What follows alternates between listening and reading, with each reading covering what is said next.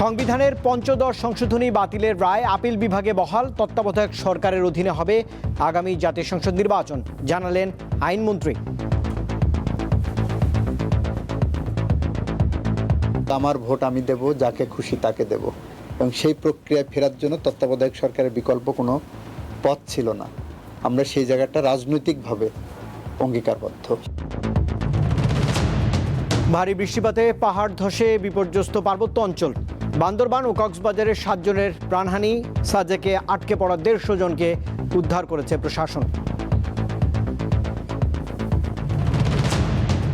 ঢাকাকে বাসযোগ্য শহর হিসেবে গড়ে তুলতে সবার প্রতি আহ্বান জানিয়েছেন প্রধানমন্ত্রী। মাসব্যাপী বৃক্ষমেলা উদ্বোধনের পর ঘুরে দেখলেন সরকার প্রধান।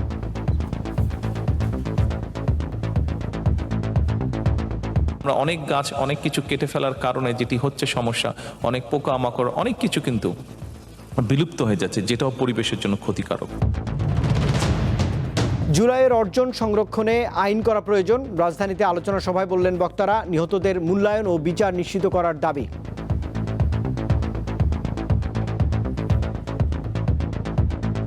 আমাদের এই 7টা বিচার কেন হলো? কেন আমাদের সবার বিচার হলো না? আয়াতুল্লাহ আলী খামেনিকে শেষ বিদায় জানাতে মাশহাদ শহরে লাখো মানুষ। দ্বিতীয় দিনের মতো ইরান ও যুক্তরাষ্ট্রের পাল্টাপাল্টি হামলা অব্যাহত।